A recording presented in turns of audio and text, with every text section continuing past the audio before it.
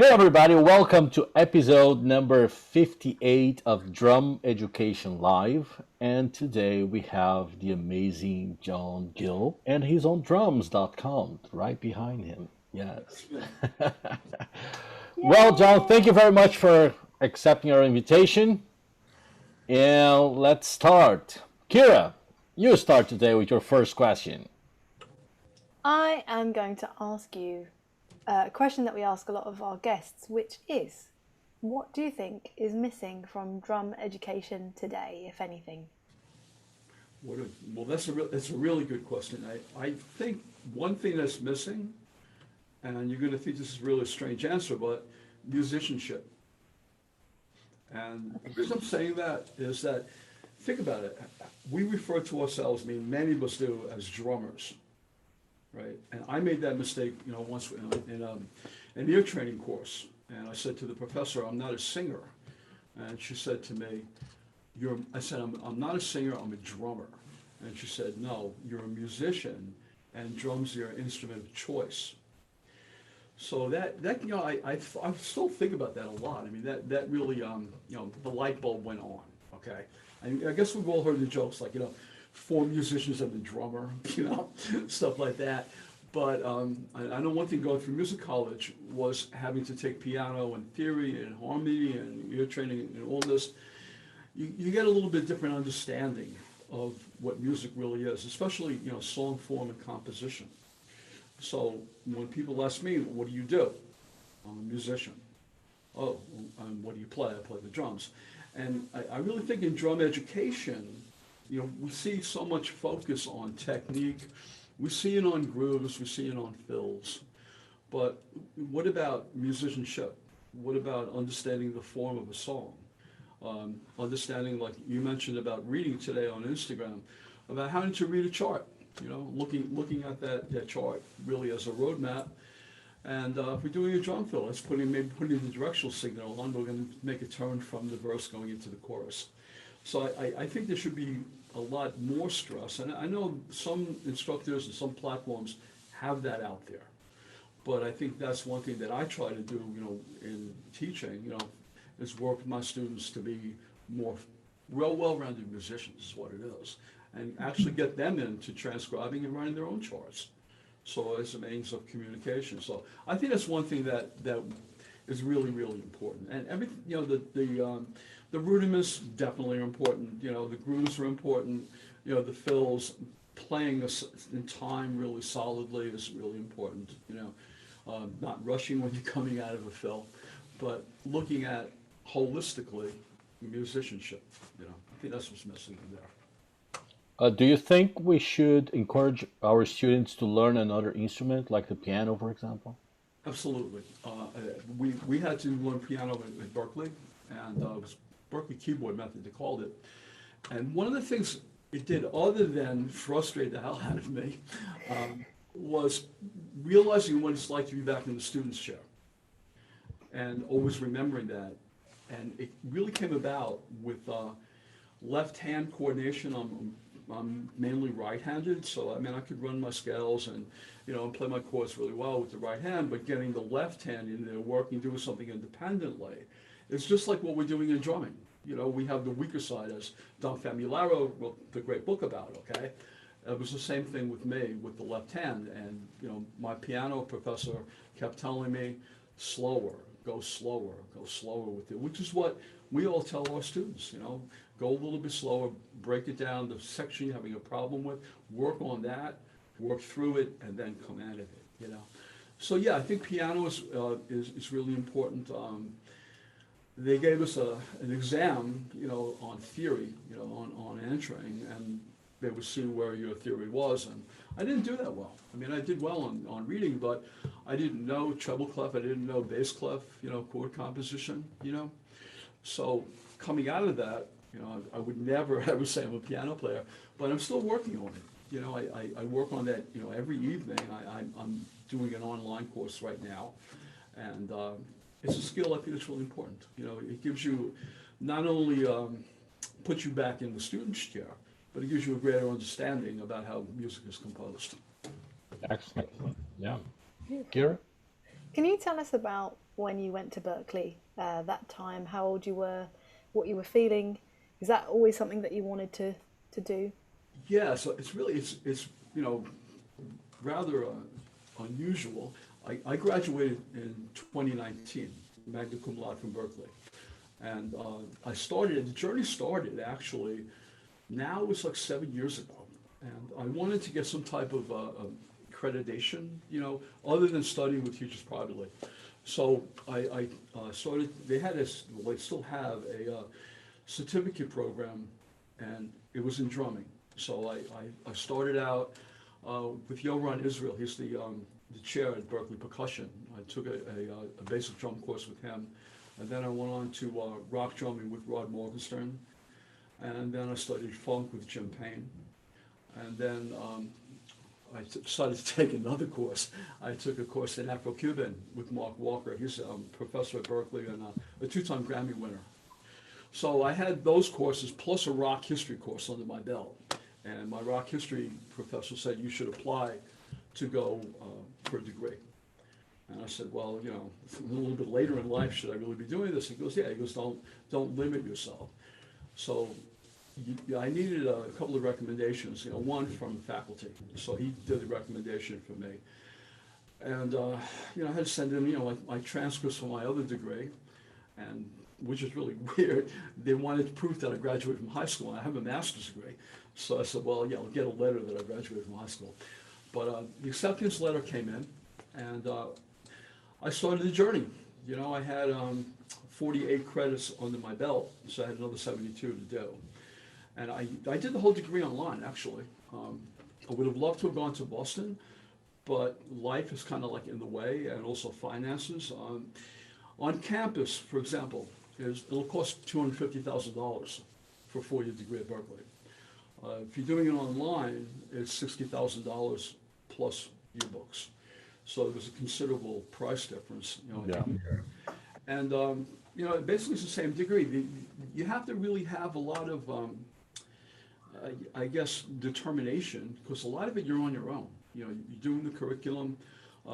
We had chats every week with the professors, sometimes two, especially in ear training. I need all the help I can get, so I went to both of them in there. But it was a great experience. Actually, our finance teacher was from Brazil. He was an attorney in Brazil.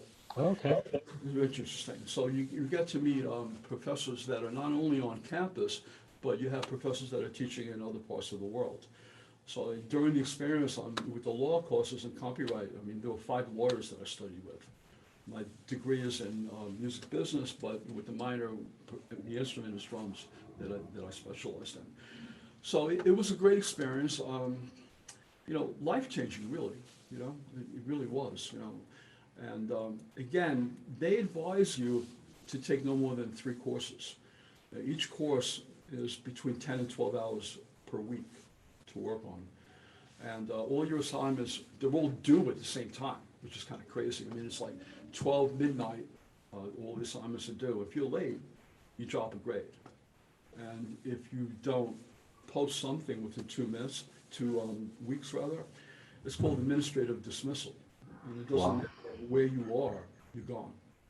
You're just like out of the program. That sounds super intense. Like, how did you even do that? Like, manage all of the work? It was hard. It was hard. It was really hard, especially in areas that, were very unfamiliar to me. I've been playing music since I was like 15 years old as a drummer, but you get put into an ear training course and they have you singing scales in solfege. Then you have you're transcribing in solfege. You're sitting there, with music theory and composition, running all these crazy chords out and voice leading. Then when you get into piano, you're supposed to play this, And the 4th week, by the way, in piano, the assignment was to play A Night in Tunisia by Dizzy Gillespie. Wow. Piano.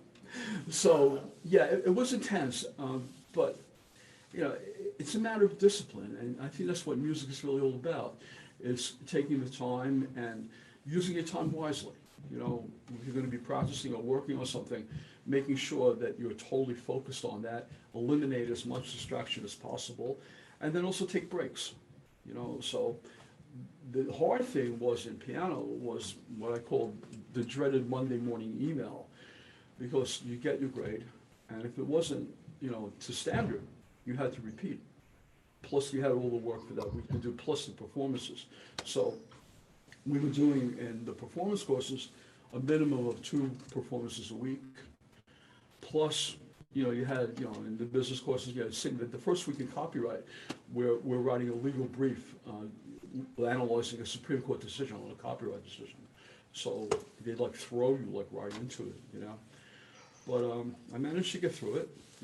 I did well. I came out with a 3.8, which I thought was, was well, But definitely a life-changing experience. The thing that I miss though is that I would love to have been there, and if I was there, I don't know if I would have got through it, because you're there with so many great musicians, and it's just like a stimulus to practice more and more. And to play in an ensemble, I mean, you got to work your butt off. I mean, it's very competitive as well. I had a wedding band. My guitarist, he went to Berklee. He didn't finish. The reason he didn't finish was he was spending too much time in the practice rooms jamming. So it fell down on the academics, But would I recommend it? Yeah, definitely. I mean, it was a great experience. I mean, I met so many people all over the world in those classes, It was really excellent. So I sound like a commercial for Berklee. But also, I guess the sense of accomplishment is like huge, right? Yeah, it was a real feeling of accomplishment. I got the degree hanging, upstairs in the other studio, and yeah, but also, I mean, it really puts you in the hot seat. I mean, even with the drumming courses, man, I've been playing all my life, and all of a sudden you're submitting something to someone who's a Grammy winner, and it's put literally under the microscope. They don't post the grades, but they post their comments on what you do as far as your performance. So you got it out there with everybody to see. And, that was really eye-opening for me. But I think really one of the most eye-opening situations was being put back in that student's chair.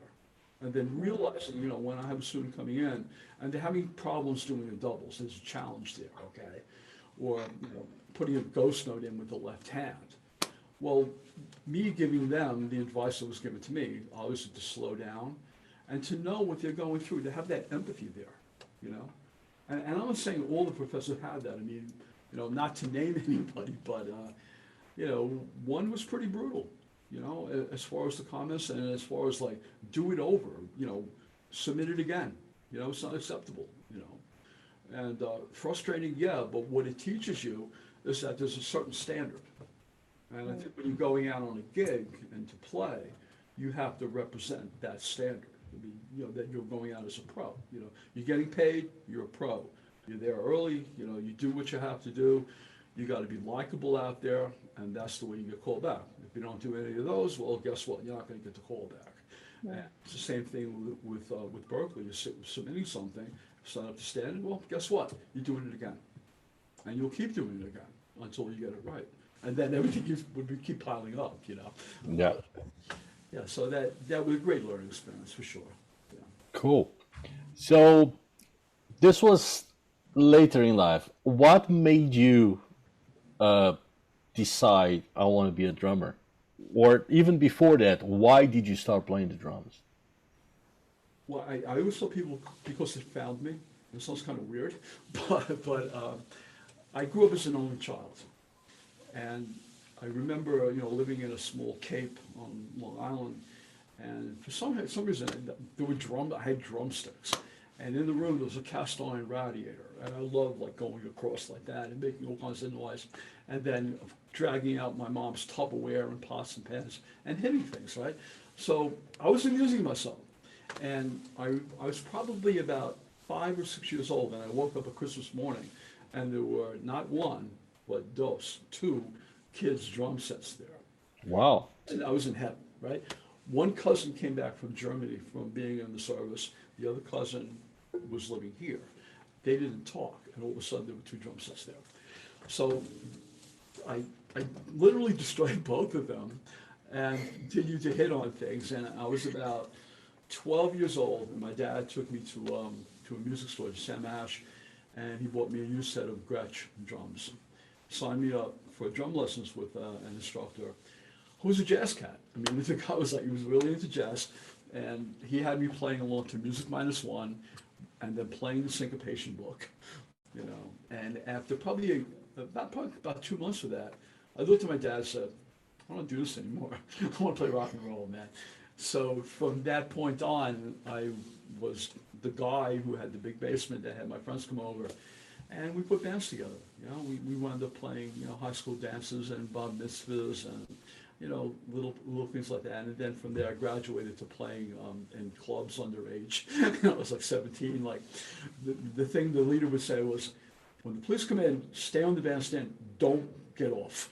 You know, so I basically staying there, you know, like sweating it out. You know, I shouldn't really be doing this, but yeah. So it kind of found me, you know, and it's always been my outlets, my loves, what I do, you know. And now at a point where, especially, you know, during this COVID thing, it's really been the link between me and a lot of other musicians out there, you know. We had it pretty bad in New York for about a year. I was teaching in a studio for about 13 years, you know. And all of a sudden, on Saturday, we got to close. And it was like, oh boy. So it started out with, you know, a webcam and a mic, and then all of a sudden there's like 9 mics and 4 cameras. It's all over the place, you know. But it kept me, it's my salvation. It keeps me going, you know. And, Cool. And music, Excellent. you know, you share it, you know, for sure. I have a feeling I stole Kira's question. Sorry, Kira. No, it's all right. Let's talk about your equipment and all of your gear there, because I feel like you seem to be someone who has really adapted really well with this whole COVID situation. Just looking at your setup, look at it. You've got lights, I think. You've got lovely microphones. You've got it all. Can you take us through what you have and how it all works? Okay, for sure. Actually, the credit goes to my son. He does my tech work. He's computer science major through college, and he's the one that really helped set it. I was the one that was paying for it, and he was the one that was ordering. But yeah, we have 4 cameras here. There are all Sony cameras that we're using, you know.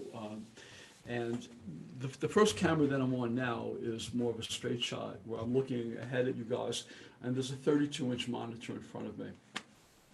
To my left, there's a laptop, and next to the laptop is a Yeti Blue mic. And I use that if I'm doing interviews. I do a lot of stuff with our friend Jeannie Fox, you know, one of my students.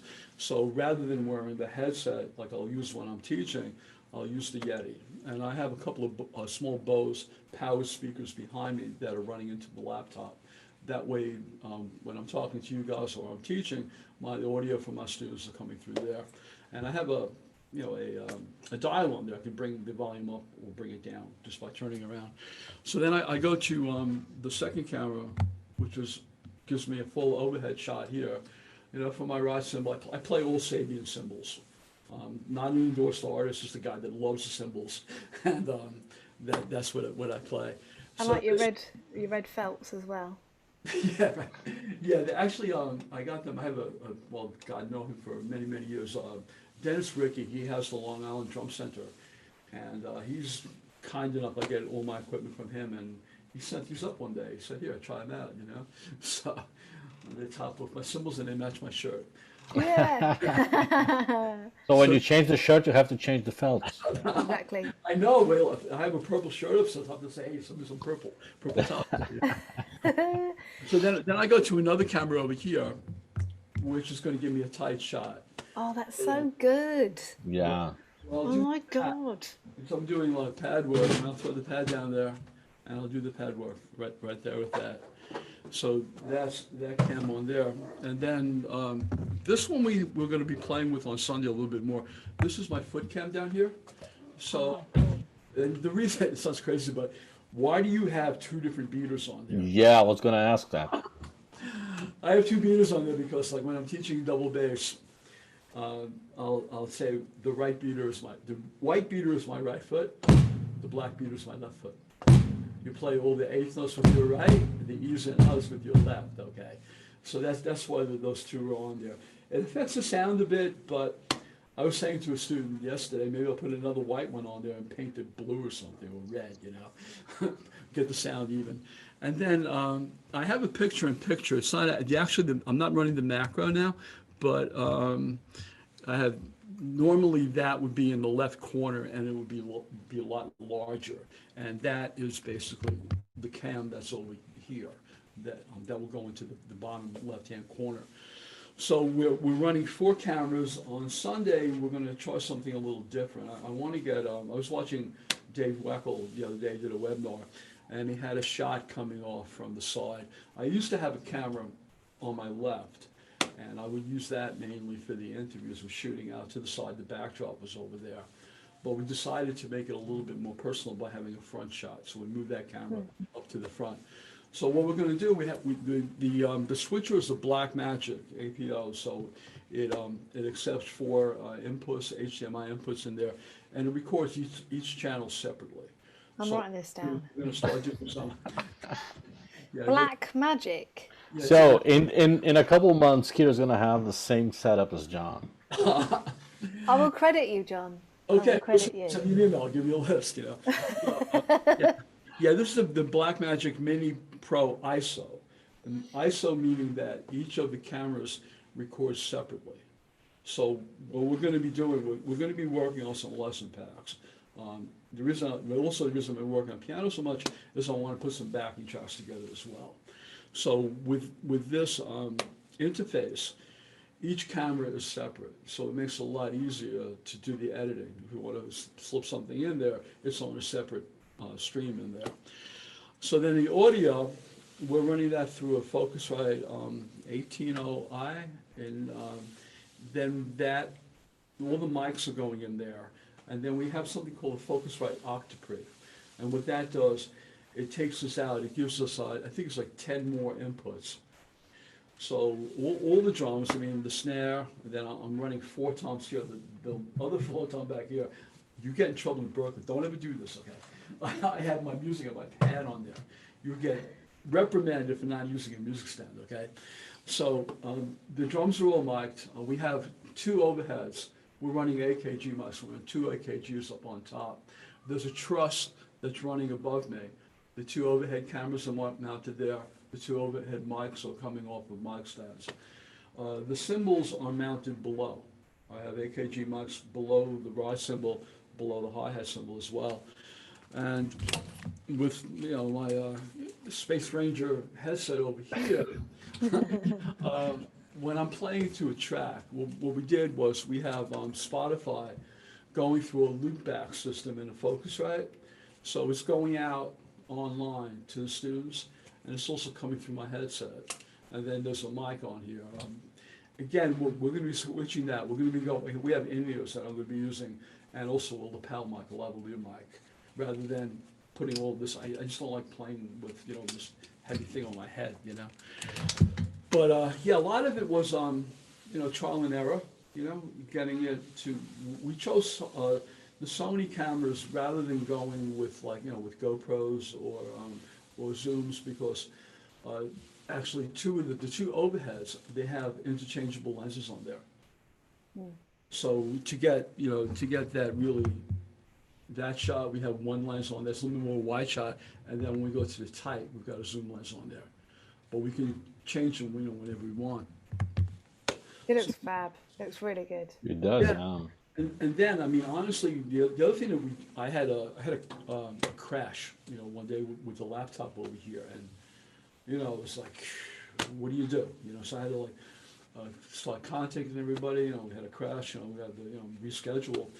So my son, I went over to my son's house, and he got everything running again. And I said, listen, I'm going to invest in another laptop. I'm going to pick up a used laptop. I want you to clone my laptop onto that. This way, if I get a crash, plug and play. I'm done. Then you fix this one, you got the time, right? So that's sitting here as a backup. As far as going online, I have, I couldn't do what I do with Wi-Fi here. The router's upstairs. So again, he came up with a solution. We're running Ethernet over a coax cable. So there are these adapters that I think it was DirecTV or Dish TV was using to increase a signal. We have one running from the router. It's connected to the cable that's in the house, the coax cable for a TV. And then it goes into a second adapter with going right into the laptop there. So we're getting a solid stream. And we did it that way. But the thing that I've seen though is that you can have the best system in the world, but it's what's coming on the other end. And I think that's really what the challenge is. Okay, I had somebody call me up, and I'm doing in person. And I said, well, I'm not going to be doing anything in person until this whole COVID thing goes to rest in New York. I mean, we're at a good point right now, but a little still skeptical. I got my wife and I both got the vaccines, and just have to be really careful with it. So I told her, well, everybody's online now. We're all doing it online. The person didn't want to hear it. Okay, and just yesterday, I had someone using an iPhone, and there was a problem with the phone, and we got it straightened out, but put me 15 minutes behind in a lesson. And I'm not going to say, well, listen, we're done in 15 minutes. That's it. It doesn't go that way, right? So I contacted the other people and said, hey, we're going to be a little bit late. We had a bit of an issue. So that's the thing, with it. I mean, you can invest in all the best equipment in the world, and if you're teaching, hopefully on the other end, they've got a really good signal coming through. I always tell people, as far as starting out, start out with a webcam, put it overhead, pick up a Yeti mic. You get a good quality of mic without good audio with that. And the one thing though that I've seen with online is there's a couple things that are really, really good. It's a lot easier to reschedule. When I was teaching in the studio, if someone doesn't show, well, when I'm making per hour, it just got cut in half because the person didn't show. I got a half an hour that I'm either practicing, twiddling my thumbs, going out for an ice cream or something, So it's easy to reschedule that way. The second thing is that people are playing on their own kit. So you're seeing how this set up. Kid yesterday, you got mini timbales, right? To the right. I say, hey, listen, just do something, over the weekend. I want you to move to the left and get them next to your small tom, all right? This way you're going to go around high to low or low to high rather than have the highs over there, And another guy had the stanchion on to the opposite side of the hi-hat. I'm like, well, that's cool if you can be using for a side snare, but you don't want to be playing like that, So you get to see that. And, well, what do I do with the hi-hat? How do I adjust it? Well, here, I'll get a tight shot and show them how to adjust it. So things like that. But I miss the in-person contact, It's nothing like, having the person like right next to you physically there, But you do what you can do, Yeah. You want to get the music out there. Certainly, it's a passion you want to share with other people, and you want to give them the best experience possible. So that's why you go from a webcam to 4 cams. And how was this adaptation, from in-person lessons to online? Like when you realized, okay, I'm maybe not even talking about COVID, even before that, when you realized I need to have an equipment, because I see a lot of resistance from a lot of teachers, even today, of, oh, I don't want to do that. I'll wait for COVID to. No, it was a necessity, because I think the thing is this. I mean, I lost more than half of my students because they were apprehensive about going online.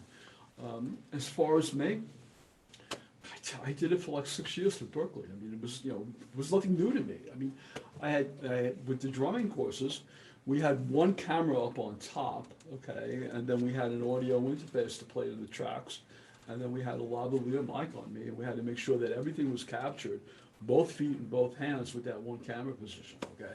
So it was really nothing for me. I mean, it was just like record the stuff, okay, and then take it, shoot it up to this server, with here, my assignment's done. So, I mean, I was like really familiar with that, It wasn't all of this. I wish I had all of this stuff, but I didn't, But transitioning over, I mean, the thing with music you know, Felipe, you know, the difference between playing along with someone online and playing when they're physically in the room with you, that whole energy is totally different, you know.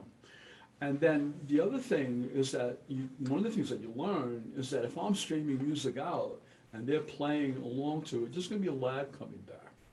So what I have to have them do is to have them play it and play along so it all comes back together in the stream, right?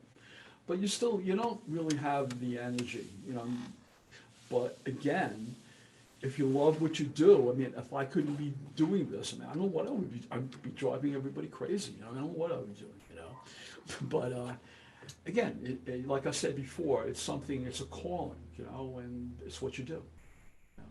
So yeah, it was definitely a difficult transition. The studio that I was teaching in, it was a music store, it's still here, and they rented another building, and they had a music academy there. So I was teaching drums and hand percussion, and we had guitar teachers there, voice teachers, piano teachers, violin, was a whole school there. The room that I was in, being the drummer, you guys will relate to this, where do drummers get put? In the back, all right? So I get stuck in the back in this room, right? And the piano teacher's next to me. So they had this brilliant idea. They want to, you know, help soundproof the studio, which I had to pay part of, right? So we have all this soundproofing, and what do? There's a ventilation system. They cover the ventilation with soundproofing, right? So there's absolutely no air circulation in there. We've got one fan blowing this way, one fan coming in this way, right? Papers are flying, students are like, you know, getting all breezed out and stuff, you know. So it was rather interesting. And then Christmas Eve, I get a call. Guess what? There was a flood upstairs. Your whole studio was gone. Wow. So I go there the day after Christmas. There was a restaurant upstairs, and there was a leak in the plumbing.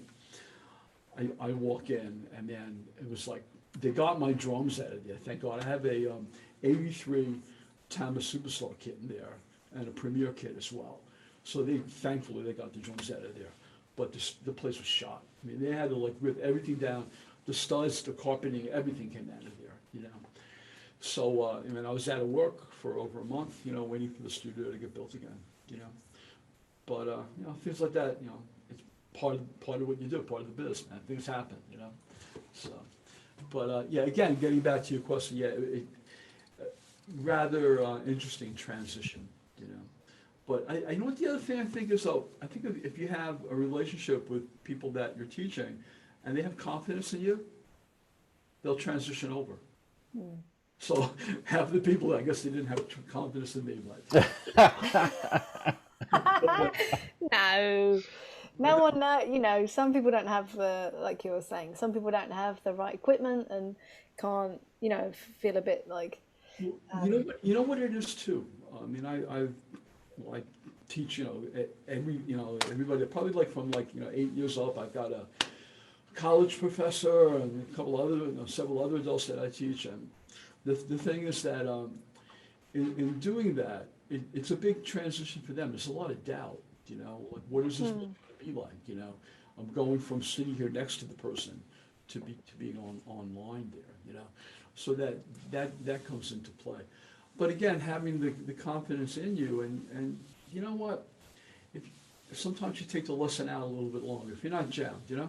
So instead of doing 30, like one guy Monday night, instead of doing half an hour, we did an hour, you know. And I enjoy working with him, and yeah, you do that, and they appreciate that, you know. So cool. Can you tell us about the 3 Ps that you teach? I was reading a testimonial from Janine. Oh, from Janine? Yeah. My buddy. Saying that you teach the 3 Ps, like patience. What? Help me out. What are the other 2? Perseverance, practice. I don't know. What is your ethos for teaching? Patience, perseverance, and perfection. That might be it. You know. No, she's great. I mean, you guys know her. She's a fantastic person. This is amazing, okay? And you guys will probably verify this. You have somebody call you up. I want to take drum lessons. Great. Okay. then you get a call back. You know, it'll inevitably happen. Well, I can't really do it now, but I'll let you know when I can do it. I'm like, okay. Well, you have any idea when you'll be able to do that? Well, after surgery, I'm going in, I have cancer. I'm like, whoa, you know. So then, about a year later, I pick up my phone. It's her. She says, I'm ready. I said, oh, yeah. I said, how did everything go? Blah, blah, blah. Okay, everything's fine, right? So we get together. The woman is a total ball of energy. I mean, she's just like absolutely one of the most positive people I've ever met in my whole life, you know. And she basically just came in there and lit up the room. Very, very, very focused. And she said to me, understand one thing from the very beginning, this has to be fun. And I said to her, listen, if it's not fun, people vote with their feet and they don't come back. So we'll make it fun, you know. And, you know, I worked with her probably for about 2 years, right? And she came in one day and she said, I'm not going to be able to come in for a while. I'm like, oh boy, what's going on? You know, moving or something? No, I have to go back in for more surgery. And I'm like, oh no. Right? So she said it's going to take about 6 weeks for recovery, and I'm going to get back in here. What can we do? You know, I'm not going to be able to move my arms that well. I said, don't worry about it. Everything we're going to work with your feet. She got to give me this look. Like, what are you, crazy? And, well, maybe a little bit, but we're going to start everything that you do with your hands. So we're going to start doing that with your feet, okay? Because it's four-way coordination, right? We're going to work with your feet for a couple of weeks till you're ready to get back. And sure enough, you know, she recovered. She was back there, you know, with all her energy, and we went slow. You have to, you know, the person's coming back. And the main thing, you know, I always tell people, you know, like yesterday with the whole base thing, if it hurts, stop. I don't want you to strain a muscle. I don't want you to get hurt. This is not what this is all about. You know, stop, slow down, take a break, do something else, come back to it. Yeah. So got her back, and she started her own for drumstick during COVID. And that was her way, which she said to me, of getting people together in such a positive way during such a horrific time, you know, where people are basically, you know, shut in, you know, and everybody connecting. And you guys have been on there with her, and Yeah, we have. it's a very, very positive, you know, environment. She's going to be doing something July 23rd. We were talking about that yesterday. She's up to 15 people already. Yeah. So it's going to be like a, you know, it's going to be a drum jam on there. Everybody's going to be on there together, and it's going to be a lot of fun. But, yeah, she's really, really remarkable person, you know. And Yeah, no it's doubt. one of the great things about music, you know. You meet some of the most interesting, some of the fun people ever, you know. And you know, we all have that in common. You know, we all love this, you know, which is very True. Definitely. Kira, that time of the evening. Is it our last question? Yes, it is. Ooh, okay. Who inspires you most? Who inspired me? Inspires you day to day with your drumming? Wow, a lot of people. Yeah, I'll tell you a little bit. You know, certainly not the guy when I was like 12 years old. He didn't inspire me at all. You know, I was like out of there. But I had the good fortune. Yeah, I lived on Long Island, and it was a very, very, you know, very vibrant music scene. Okay, so when I decided to actually go back and study the instrument rather than, you know, bashing it in rock songs, I went to a place called the Long Island Drum Center, and it was a tiny little place, and they had two stores. One store was the equipment, the other store was for teaching. The first guy I studied with there was a guy named Mike Jose, who, rest in peace, he passed away. He, really great drummer. He inspired me for the reading. You know, he was a guy that had a background in drum corps. So we spent a lot of time on a pad. From there, they would have different drummers coming in. Who was ever in town, they'd often do private lessons. So I studied for quite a while with Les DeMerle, and he was the guy who replaced Buddy Rich in Harry James's orchestra. He was working for Wayne Newton at the time out in Vegas, and he got a call from Harry, and he went on the road with him doing 300 gigs a year. So I worked with him doing a lot of brush work, doing some Afro-Cuban, working on some swing. From there, of course, I mean, inspiration. I mean, the guy, took Buddy's chair, right? So from there, I went on and I studied with a guy named Chet Doboe, and I was with him for 8 years. And to this day, we're best friends, and he's always been an inspiration to me. Looking at other drummers, I mean, how can you not be inspired by Gad? I mean, Gad is one of my biggest inspirations in there. I had the opportunity to meet him several times, and nicest guy. Another guy would be in the drum center would be Bernard Purdy, and again, such a humble, such a nice guy. I mean, incredible. I'd be sitting in there having a lesson, and Purdy would be sitting in there. I'm like, oh my God, I'm playing in front of Purdy. But just such a nice guy. Joe Morello was another great. Funny story that Les invited me to a jazz club, and we put gigs together when we come into town. He goes, I want you to meet somebody. I go, yeah, who's going to be there? He goes, Joe Morello. I'm like, boy, So what do? I get my Ludwig catalog, and I go down to Sonny's place, a jazz bar, and Les introduces me. I'm sitting there with Joe Morello, and I said, Mr. Morello, can you really be kind? Would you mind autographing this for me? I'm like the big fan, right? He goes, yeah, kid, for $5 I will.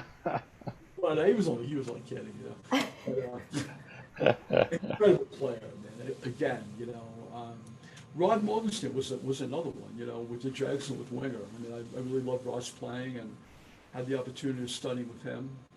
Another our meetings at Berklee was drum chat. You just hanging there talking to Rod about stuff. It was really, really excellent. Buddy, of course. I mean, I don't know if the guy had like a bionic left hand. I don't know. I just look at the way he played. I think he was from another planet.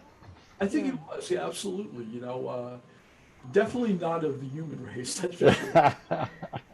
But yeah, I mean, the greats. But I think the ones that inspired me most are the people that I met personally, and the people that I've worked with, and some of them saw something in me to motivate me along, and their inspiration motivated me.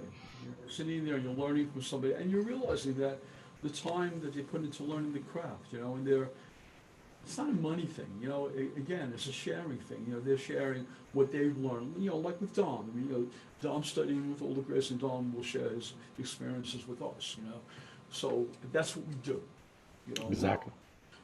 That's what it's all about, It is indeed. We're special, we're unique. We play the drums. I agree. Sure. That's what we do, And you know what the great thing is this? I always think about like what I do. And if just one person remembers me after I'm not here anymore, okay? After my drums and me are no longer together, and yeah, that guy showed me this, whatever. I mean, that's what the reward is, It's passing on what you know to somebody else, that hopefully they'll pass it on to someone, or when they go out to play, they'll get the people up to dance. And that's what we do, and that's what my whole goal is to do that, to help musicians become the best musicians possible, in my own little way, and I'm not one of the greats. I'm not a Don Famularo, I'm not a Dan Weckel. I'm a guy in central New York that plays drums and works with whoever walks in, and hopefully help them along the way, That's what I do. I'm sure you do. I'm sure I'm sure you help and inspire people, no doubt about it. I try. They get mad at me sometimes, but well, that's part of the journey. Yeah. I know. I just say, hey, listen, you can yell at me, but don't throw a stick. We're going to be doing here metric modulation. What? I don't want to do that. I want to play some Ozzy. But it's all part of it, All part of it. But my answer to double bass was, I use this for years, right? I want to play double bass. Okay. Once you get one down, then we'll add the second one. Yes. After that, And then I made the mistake of having, in the studio, I had double bass pedals on both. I had people coming in and wailing away. Can we do this? And no. We're going to be working on a syncopation today. Well, I'll show you how to do it on a double bass if you're really good, Too much, Cool. Awesome. John, thank you very much. It was great. Great Thank being you with thank you for accepting our invitation. Hey, listen, you guys do what you're doing. Keep spreading the love, spreading the drums, right? And save a Cadbury for me, okay? Yeah, sure. You know it. I'm going to message you in a minute Hey, and get your address. You might get a call from Heathrow Airport. You guys, pick me up, I'm here. And I brought my practice pad. Here we go. No, Great. Hey, listen, thanks again for the invitation. I really appreciate it, Wishing you guys all the best. Thank you. This is Cheers. Now.